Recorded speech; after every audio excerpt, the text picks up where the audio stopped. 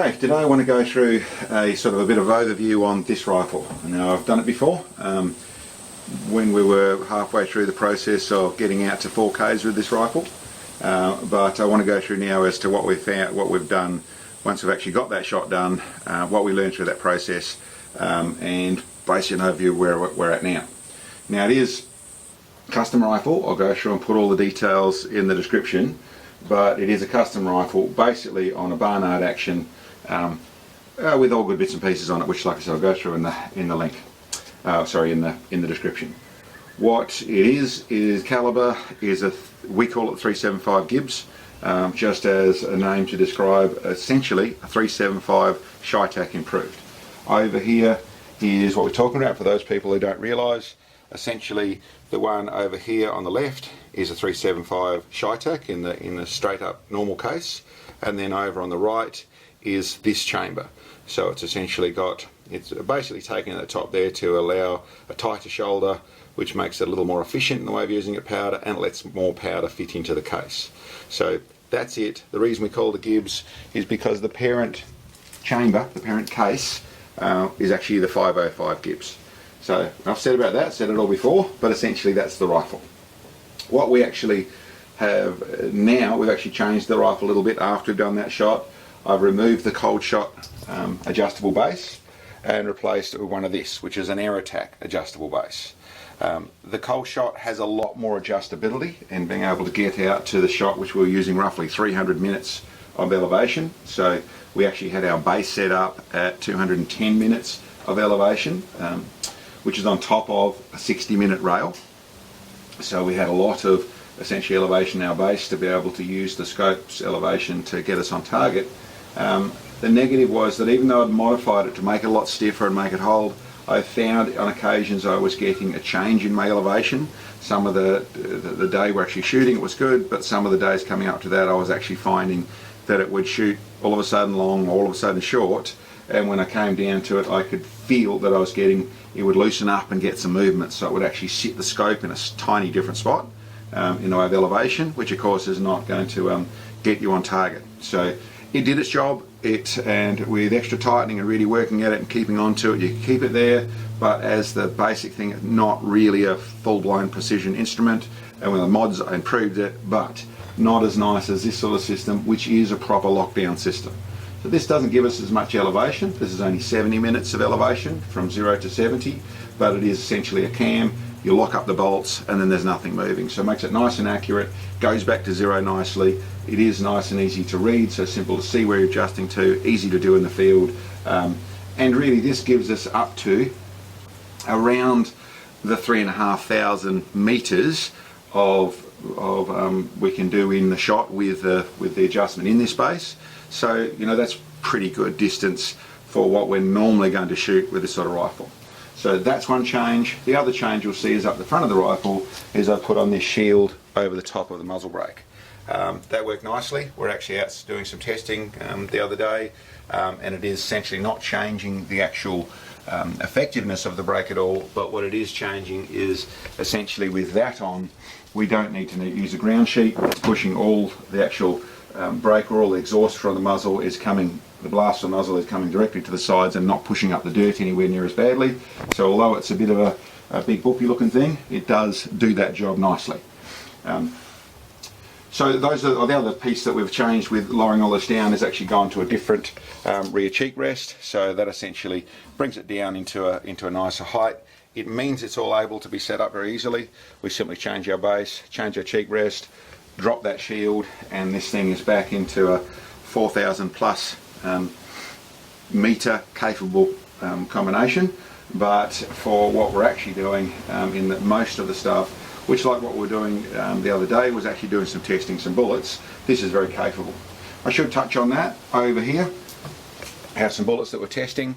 We did a little bit in trying to get onto the 4,000 meters in the way of making things actually work. And there are some different bullets here. Essentially we started using this 425 or 427, the similar bullets in the cutting edge is what we started using with it, and that we found they simply on this combination wouldn't go transonic, or wouldn't actually hold themselves stable in the subsonic area. The one on the other end, this one over here, is one that did work. It just wasn't quite as efficient. That's the 350 grain in the cutting edge. The other ones we're testing there, the one in the middle is what we actually used, which is the Shitac. I think it's balanced flight bullet they call them, but essentially it's their solid copper Shitac bullet. And then on the left hand side, the one that's moly coated is actually a GS bullet, and on the right hand side of centre, the brass one is actually a wind cut bullet from a gentleman over in Italy. All those bullets worked well. The GS is by far the least efficient in this combination, and I didn't get great data to go with that because it just was basically shooting a lot less efficiently. It wasn't travelling anywhere near as far as all the other bullets there. The most efficient out of it was the brass bullet. It actually flew the best. It took the least MOA to get out to we were shooting it just under 3,400 yards, or about 3,100 metres. Is what we're shooting at, and it was the most efficient out there. The next most efficient actually was the Shitac. It worked, and that's the one we'd settled on and was working properly.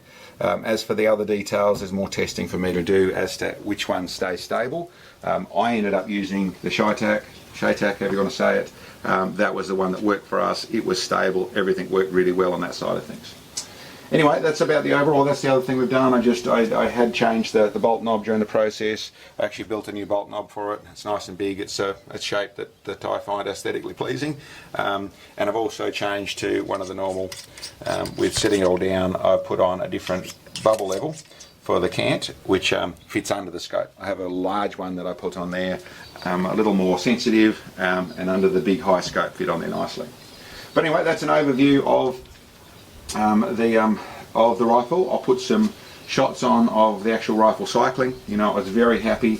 We've obviously done all our work to the front of the stock on this thing. It was actually a carbon fibre Macmillan stock, which has got the aluminium V-block in there, bolts down really nicely. It's the Barnard trigger. All those bits and pieces worked really well. This is also a gain twist rifle.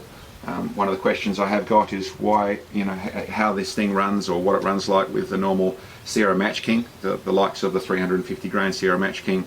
I haven't dared try it in this because it's essentially a gain twist that's ending up at 7.5 in its spin at the end of the barrel. It's twisted at the end of the barrel. Essentially feel that it's going to, with a light jacket or a light jacketed lead center bullet, it's going to actually tear the thing to pieces, spinning it too fast down the end of the barrel. So I haven't dared try one of those. It's through the fact I don't want to end up with ripping a jacket off a bullet out of firing them, and I've made it all work properly with the monolithic bullets.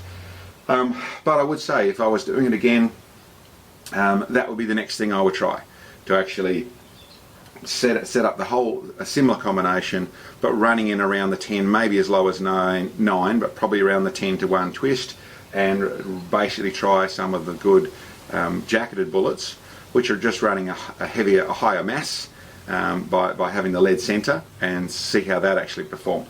But we've still got the job done. I was happy with it. The rifle's shooting really well. The bits and pieces of the bipod that we set up for this, it uses all the logic of how we set things up. It's nice and adjustable. That worked really nicely. In actual fact, the whole rifle did exactly what I hoped to. Performed really well. And with us working how to deal with things, and probably apart from getting everything on target, making the bullet work properly, probably one of the things that we found we had to do with the shot, which really helped at the end of the day, was we stopped fighting barrel heat, where much of it was an issue with looking through that, because I had the scope set up to look through the actual barrel, which meant that we needed to run the smaller brake on it. It caused a little bit of vision disorientation, or a little bit harder to see, but still able to happen. But the mirage then affected the shooting quite a bit. But the problem I actually had was, or what I actually found was that by only running 3 or 4 shots and having a break, the conditions would change too much.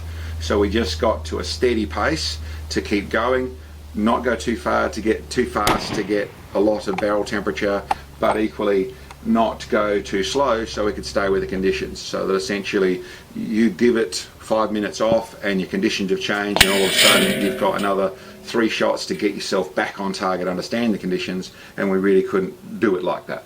But anyway, that's an overview of things. It shot really well. It's interesting with the bullets and what we're finding there.